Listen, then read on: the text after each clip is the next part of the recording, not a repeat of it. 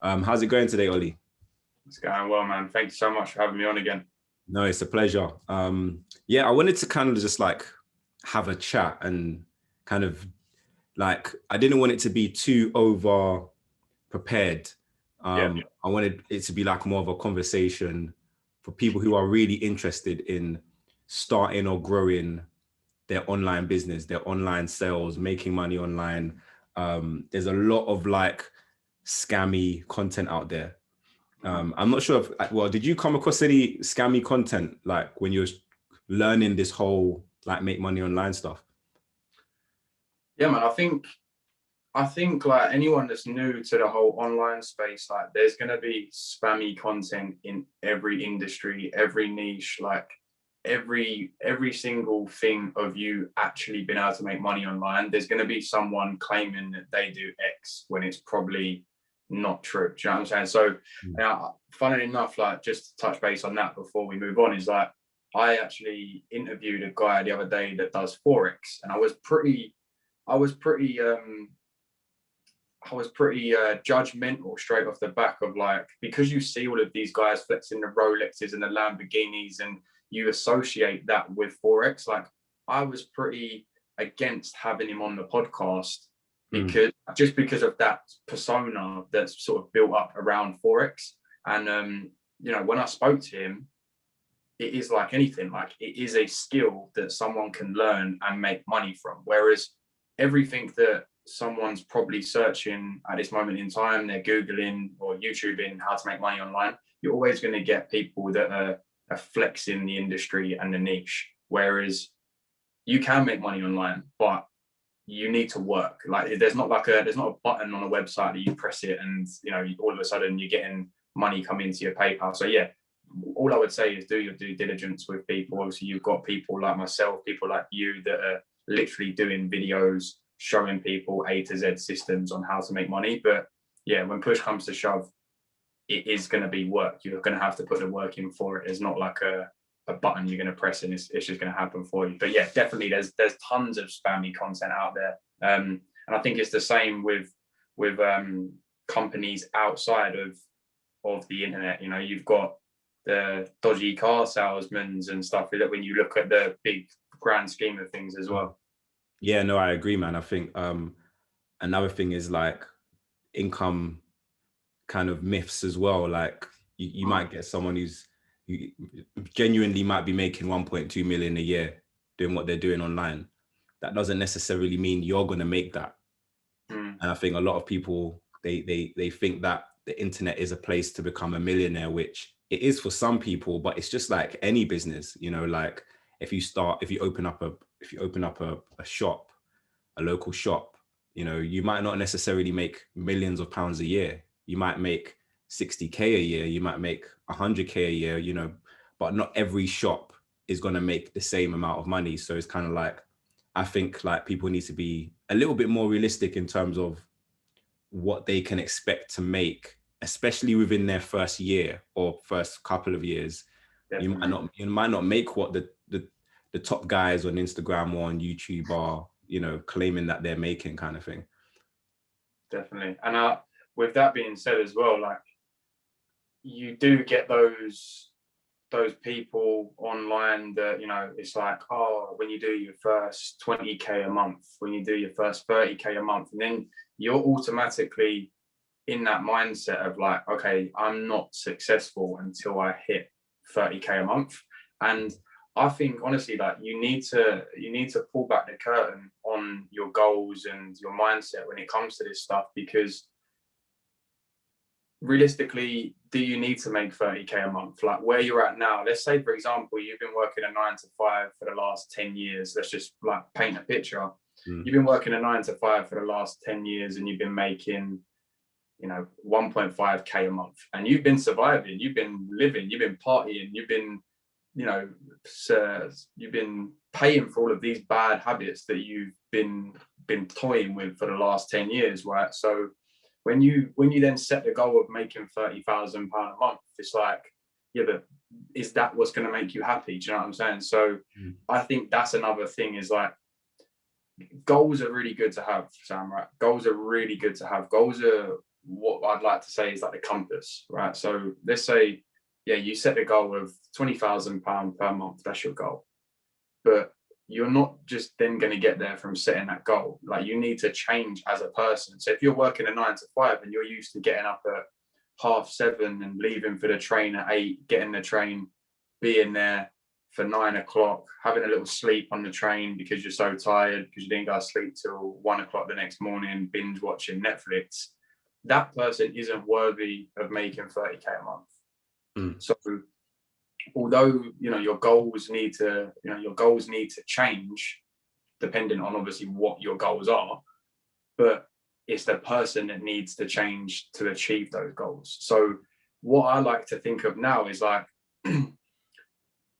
I have goals, don't get me wrong. Like, I have figures that I want to reach, but those are not important to me versus the man that I've become that has ticked off some of those boxes on the way, if that makes sense. So, you know, for example, if your goal is to make £20,000 a month, it's like, okay, but realistically, your daily goal should be, you know, wake up at the same time every day, do the daily actions that, you know, you don't have control over the fact if you're going to make £20,000 a month, but you do have control over you reaching out to 100 businesses that could potentially pay you 1,000, and 20 of those could potentially pay you £1,000 every month.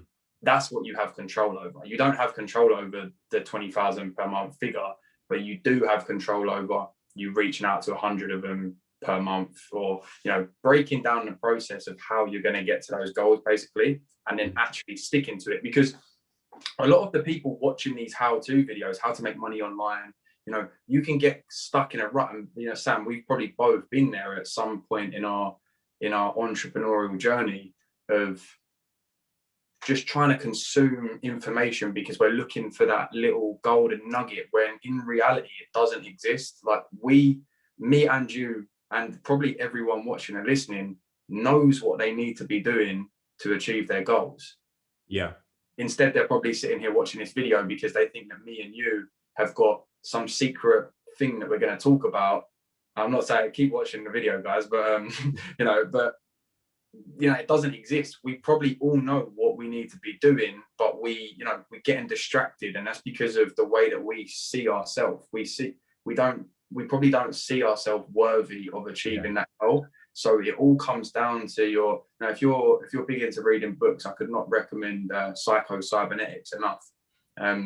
Really, really good book. And it just literally talks about, for you to achieve any of your goals, that you need to change inside. It's all down to you and how you deem yourself. So it's even, you know, like looking at something as simple as tying your shoelace. Like a child would come on and they can't tie their shoelace, right? And then 20 years later, you'll completely forget about that success of being able to tie your shoelace. You do it automatically. You don't even think about it now, right? Whereas it's the same with people. If they say to me, "Oh, Olley, like you mentioned earlier that before we hit record, oh, I really liked your video editing on one of your previous videos." Someone would come to me and go, "Oh my God, how did you get so good at video editing?" And you're like, "I edited thousands and thousands of videos." Yeah. Do you know what I mean? Whereas someone that's never edited a video before might spend hours and hours and hours researching how to edit videos, when you know, that time would be better spent just doing it, just making the videos and basically making mistakes and then correcting them over and over and over and over again. So it's the same. If someone's come on and they're looking for something to start, I'd always say don't reinvent the wheel.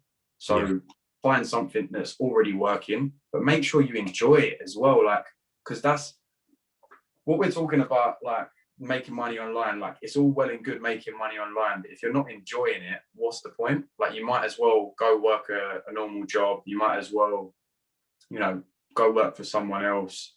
And if it's just the money you're interested in, like, there's six figure jobs that you can go and work for someone else. Yeah.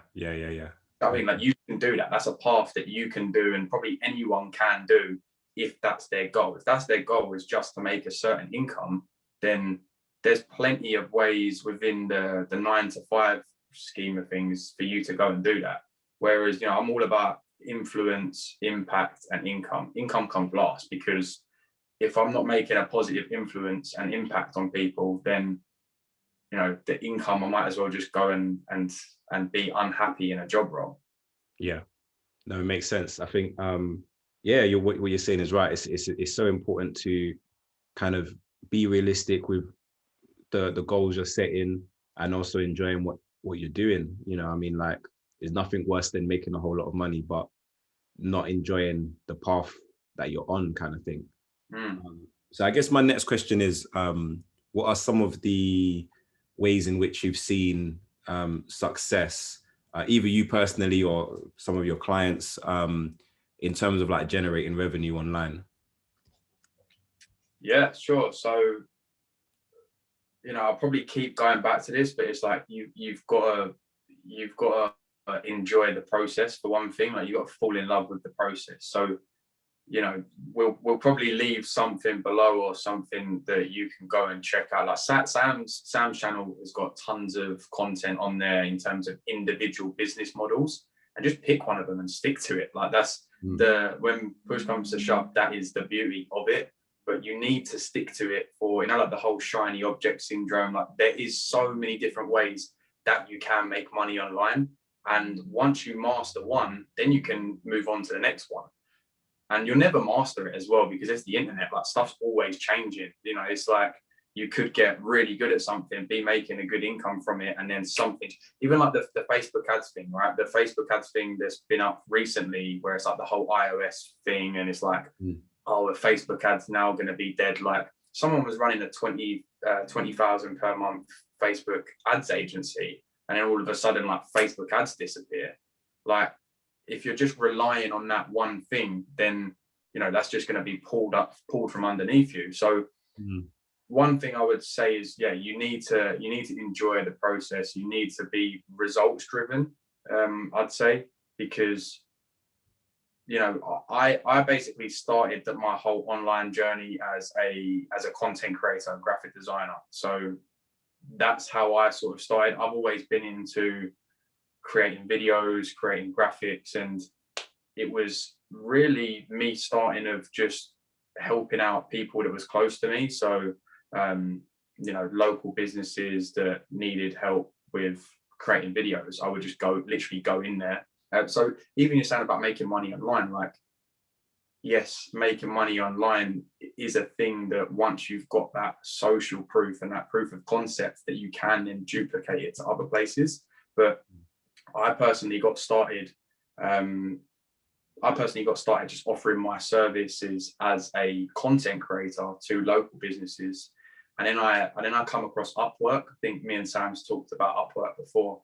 I come across Upwork from a guy that had a course on Upwork, bought the course, probably made the money back that I paid for the course within about 5 days or something like that, because I signed 2 clients up using the strategies he taught. And I think what you said about these scammy people online, like, I understand how people can see certain things, like Sam does loads of courses, but you wouldn't look at Sam and think, oh, all of these courses are a scam. Like, but people do. Like, people have that mindset of like, any online course is a scam because of these other people that are obviously making these bullshit courses, excuse my French, and then putting them out, which obviously these sort of painting everyone with the same brush. But yeah, in terms of like the client success, like, I've built some amazing relationships with businesses, worked with people in all different niches, whether that's video editing, content creation, social media management, Facebook advertising. When I got into this space, I was sort of seeing what I enjoyed as well, because I was doing stuff and I was like, I don't really enjoy doing this. I was making money from it, but then there was clients that I was like, look, I don't want to be working with these people. So yeah, I mean, the whole like overnight success thing is an absolute myth, because you're going to want to try different things, test different things, see what you enjoy. And once you find that thing, yeah, it's game over. Yeah, I think the reason why I like what you're saying is because, like, I don't see it promoted enough, I don't think, online. I mean, a lot of people are getting into the e-commerce game, And that's where I started. And nothing wrong with the e-commerce game. One of the things that I found was, you know, I built my e-commerce business. It was doing really well. When I first started, I was in university, so I was kind of like doing it part-time and studying as well. But I had no clue what I was doing really, but I was still able to do like 3-4K a month figures, because I mean, there's so much opportunity online.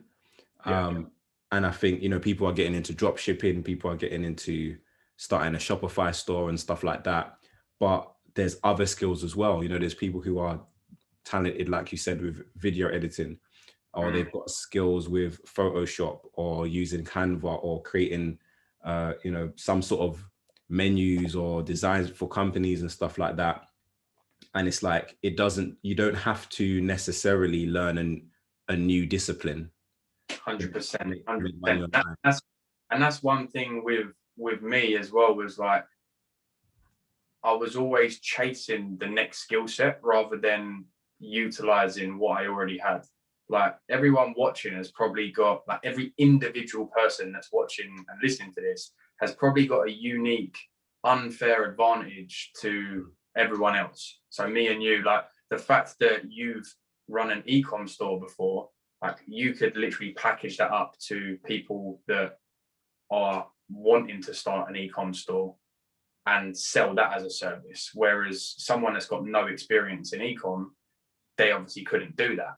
Yeah. So one of the things that that we speak often about is like automating sales. So a lot of people, or one of the reasons why I say, you know, things like affiliate marketing and drop shipping, print on demand, you know, they're so attractive, is because of the whole hands-off approach. But those industries are really saturated. But you can actually still have an automated, more of a hands-off approach to a service style business. But a lot of people don't realize that, or they don't really know how to do that. But you've managed to do that really well. So what are some of the things that you kind of do to help to kind of automate some of the processes in your online business?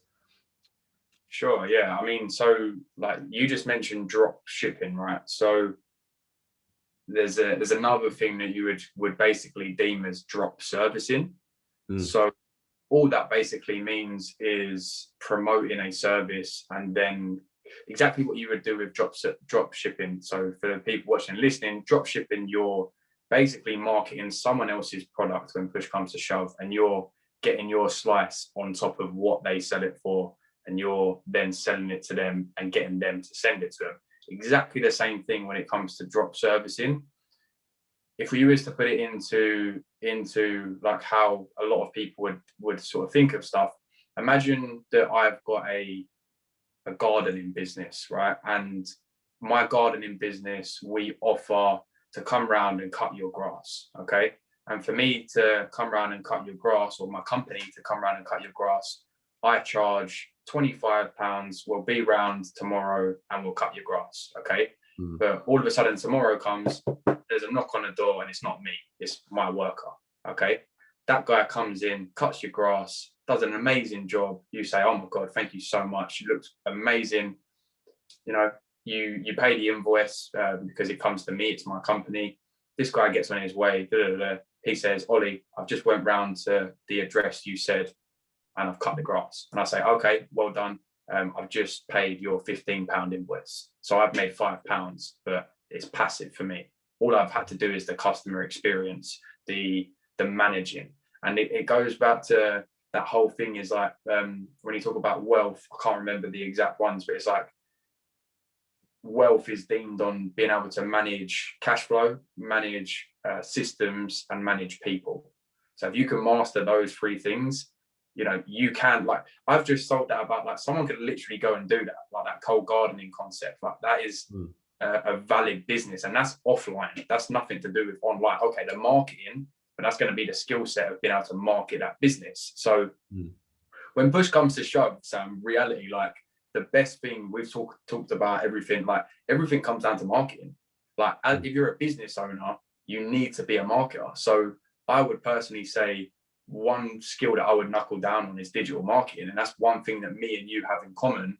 And that a lot of business owners, like, you know, a lot of business owners don't have that skill set, and they have such amazing skills within the service that they offer. But ultimately, if their phone isn't ringing, or their emails isn't popping, their inquiries isn't popping, then what good is that skill set?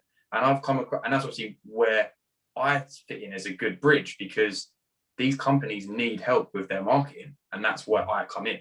So yeah, I mean, that's a great example to drop servicing. How I personally do it is I offer social media management services, and social media marketing services. That can consist of quite a few different things. We do website creation, social media management, Facebook advertising, video editing.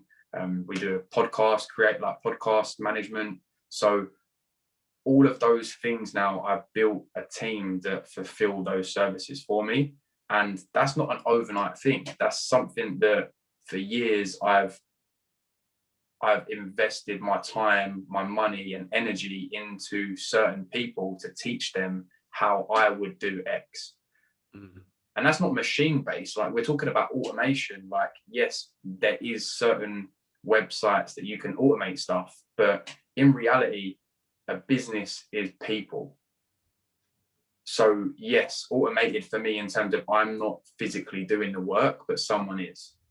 So to sum up, yeah, drop servicing, you're offering that service, you're charging X amount, then you're paying someone else to do that service for you and give it back to your customer. And then you're taking the profit, the difference in between. But of course, like, you're still the main man for it. You're the hub, you're the owner of that industry and that business. So you can't just go and charge £50 for something and think, oh, this guy's going to do it for £5, so I'm going to do that because then I'm going to get £45. Like, I'd rather take a minimal profit and make sure that the customer is so happy with it that they then tell 5 of their friends about us, that I can continuously earn that minimal profit over and over again for years and years and years and years without me having to do the work. Because that's what a business is, right? You think Jeff Bezos is at Amazon putting the products into the boxes? Like, no, like, he's built that system. You need to think, so you need to think of it as like a conveyor belt, right? You might be at the front of the conveyor belt telling everyone down that conveyor belt, like, this is how you do this, this is how you do this, this is how you do this. But you need those people in those positions waiting to fulfill certain systems. Yeah, no, I agree. I think it's crazy how much sometimes people go into online businesses and forget like offline businesses principles as well. 100%. It's still, just because it's online, it's still a business, and it's still, you have expenditures, you have revenues, you have, you know, your marketing, and then you have your systems as well, which are super important.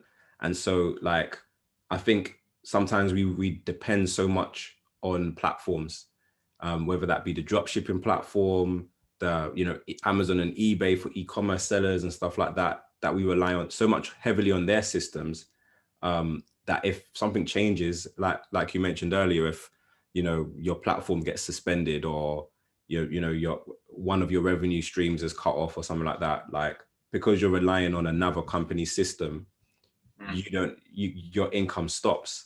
So it's so important to kind of like be thinking in this way of, okay, how can you build your own system to train up people to automate your aspects of your business that are at the moment maybe quite manual, you know, and, you know, that's how you build a proper sustainable. And like you said, it might be a case of taking a little bit less income in the short term, but if the system is working and your customers are satisfied and your staff are also satisfied, then that's more of a long-term game. And I think I've seen so many people literally come into this like online make money game, and they're doing all right. You know, they're doing tens of thousands of pounds online, but the business model is just not sustainable. So they're no longer in business. Exactly. And you know, I'm in business. I've been in business now for 10 plus years. And so it's kind of like, yes, you can kind of have the whole make £1 million a year, but is the model sustainable kind of thing? So yeah, I like what you're saying there. And it falls back to what I was saying of like, okay, but just because someone else is making £10,000 a month or £20,000 a month, £30,000 a month, and you've seen their success, is that really what you want? Like, someone might be happy with doing exactly what I just said, of building an online business that passively brings them in, you know, what, 3-4K a month, like passive. You're not even, I'm talking me now. I try and do at least the least amount of work within that as possible. But that's, and it goes back to me saying about my passion, and I do it because I enjoy it. I don't need to do stuff within there now, but because I enjoy it, I love it, I go back to it, and I spend probably more time than I should within that. But that's me, that's what I enjoy. Whereas someone could, for example, work a normal 9 to 5 job and build this in 2-3 hours after their 9 to 5, and replace their income, or double their income what they're making in their 9 to 5, and they might enjoy their job. They might enjoy their job, that they want to stay there and just have their normal income from their job, and all of a sudden they've got 4K a month that they can just put into a savings account, and in 20 years they've got they can buy a house in cash. Yeah. I mean, so the people's, and they don't want to flex the Lamborghini and the Rolex and this lifestyle and this lifestyle. Like, there's so many variables when it comes to it. Like, you might see a guy on Instagram, the single, 19, 20, 21 years old, single, is out with loads of girls, like out of this, and you might have a girlfriend that works a normal job, and that's not what you're trying to achieve. But because you're watching them and you're watching their lifestyle, you're subconsciously in your head thinking that's what you want. Yeah.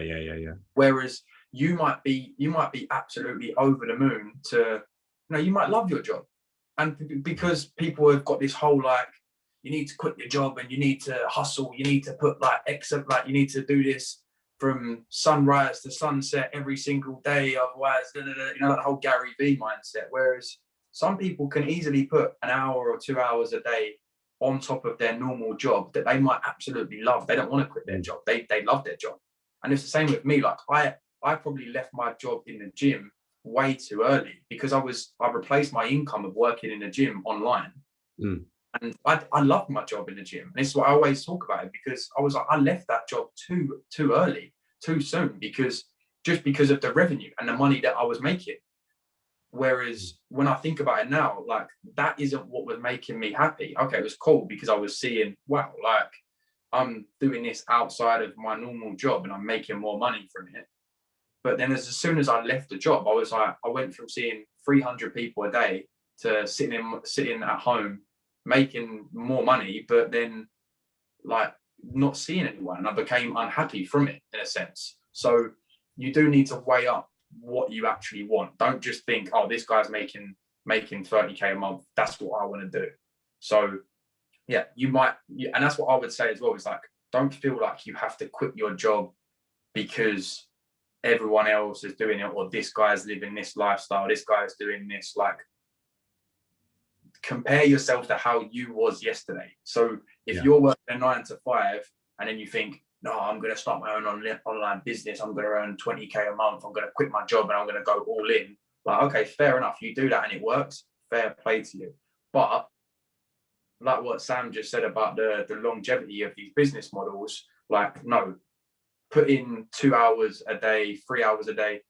If you read the 4-hour work week, right, you could work a 9 to 5 and do 4 hours a day every single day for the next 3 years on top of your actual 9 to 5, and see if this shit is going to work or not, basically. So that's what I would say. It's going to be hard, but nothing worth having is easy.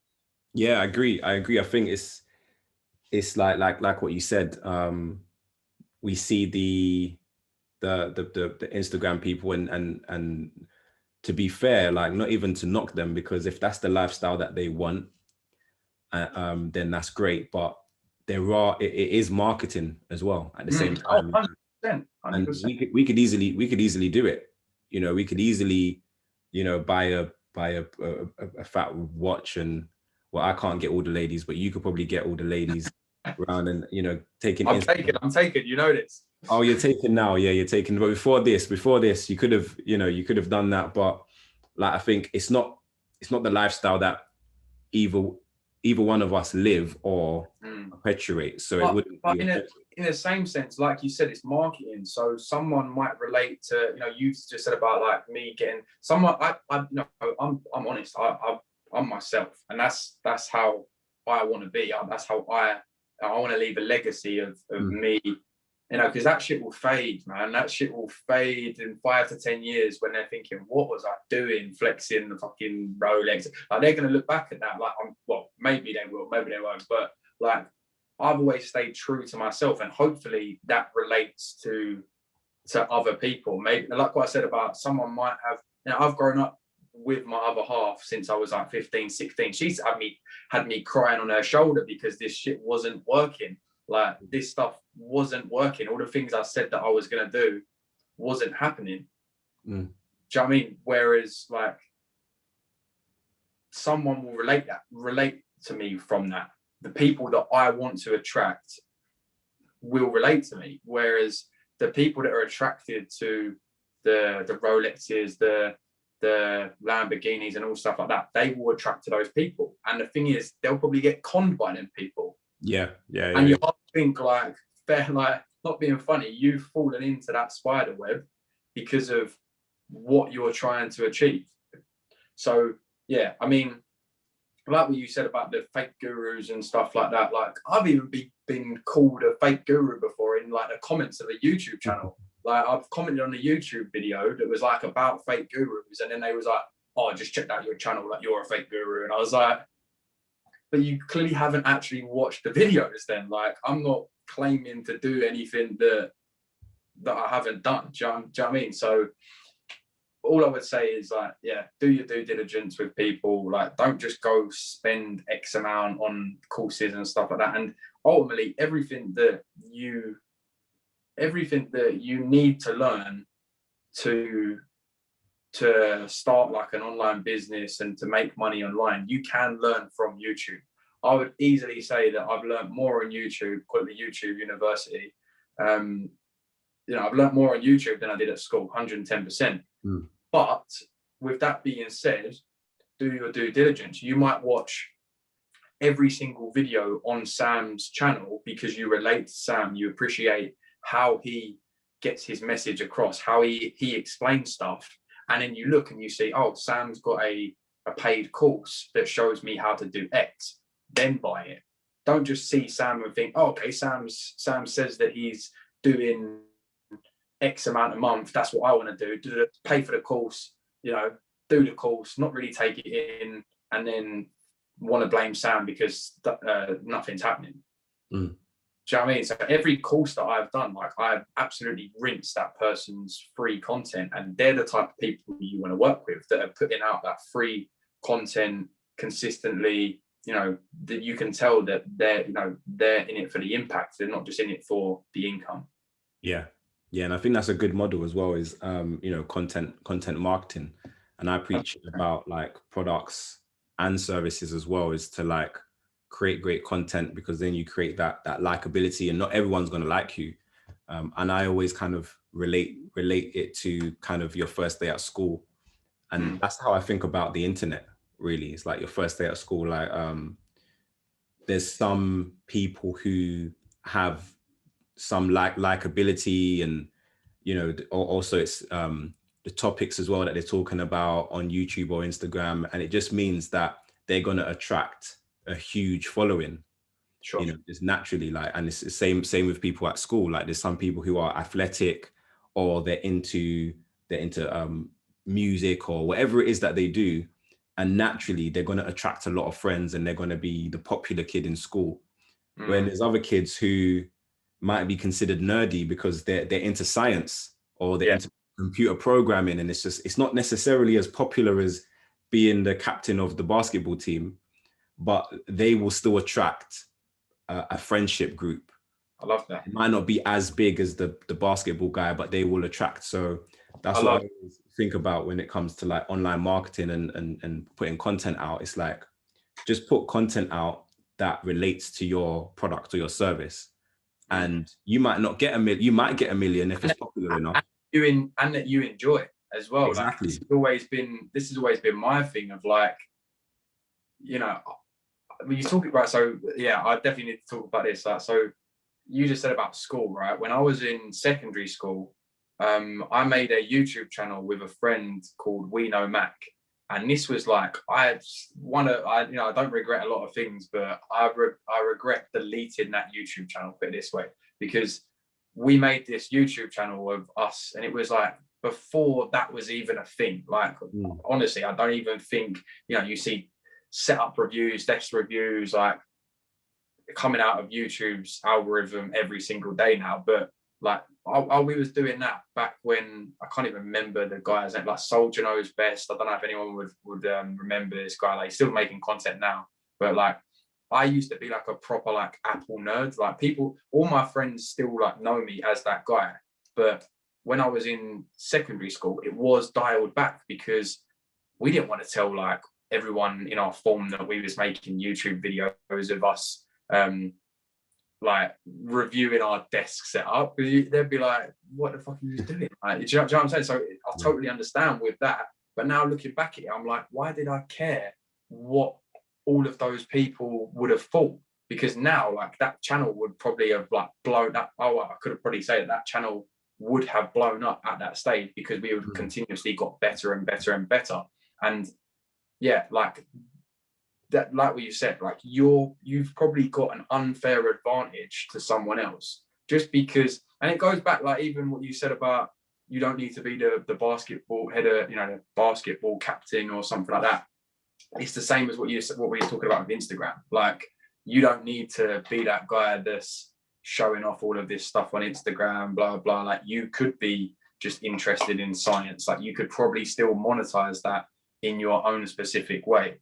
And it goes with like my channel now. Like, I remember starting my personal channel was based on fitness because I always had the channel that, my own personal channel, and I was just uploading client work, like unlisted videos and stuff to it, just using it as like a hub to store videos. And then when I started working in the gym and I started opening back up my creative side, I was making videos, but not really knowing who I was making them for. I was just documenting my life and what was happening. Like, I can't really look back and say that video was bringing value to this person. Like, it wasn't. Like, it brings value to me now because I can watch back and think, Olley, what was you doing? And appreciate, like, look how bad those videos are. But it goes back to what we were saying earlier, like, how do you get so good at video editing? Like, I made a ton of crap videos. Yeah, and I think that's it. Like, probably as the last point is kind of just reiterating a lot of things that we said, but it's just get started. Yeah, and just continue. And like you mentioned as well, your kind of struggles in terms of like when you first started actually generating an income online, and it's with everybody as well. Like even with myself, before I was kind of making a living online, there were days where it's like, what's going on? Like, I thought I bought a course. I thought I should be making 100,000 a month by now, kind of thing. And it's like, no, like, be realistic, get educated by the right YouTube channels, the people who you feel you gravitate to, and yeah, be wise and give yourself enough time to kind of grow and to develop. But yeah, so where can people find you if they want more content? Yeah, so you find me on my YouTube channel. That is where I am most of the time now, to be honest with you. I'll be back posting content on Instagram, but I can't really promise anything at this time. Yeah, YouTube would be the best time. It's just /Olley Thorpe. That's OLLEY Thorpe, like the park, if you're from the UK. And yeah, obviously, me and Sam have been sort of making these type of videos together, and I hope we can continue to do so and potentially we mentioned we was going to do like a round table at some point as well. So maybe getting other people on and talking about their experiences as well. Yeah, that will definitely happen at some point.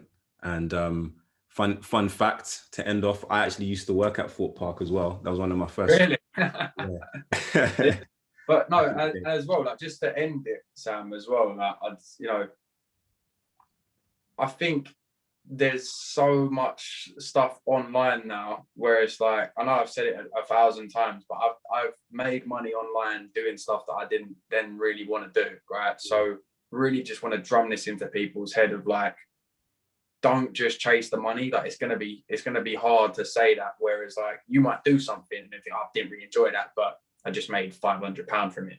And it's easy to then think, okay, I'm going to do that again and do that again, and then become unhappy with it. So yeah, my main thing is like, pick something you enjoy. It goes back to what we were saying about YouTube videos. Like I could have probably made a YouTube video where everyone was like calling each other out at one point. Remember that like a couple of years ago where all like you had the diss tracks and all stuff like that. Yeah. I'm thinking, I'm making videos and I'm thinking, God, I could jump on this diss track. I could call out this YouTuber or call out this YouTuber and get like a load of attention. I was like, I'll write some bars. I'll get in on this. I'll make like a mad music video but it goes back to that. Like, is that what I would have wanted to got my name out there? Because that's not. I then wouldn't want to follow up with those type of videos. Yeah.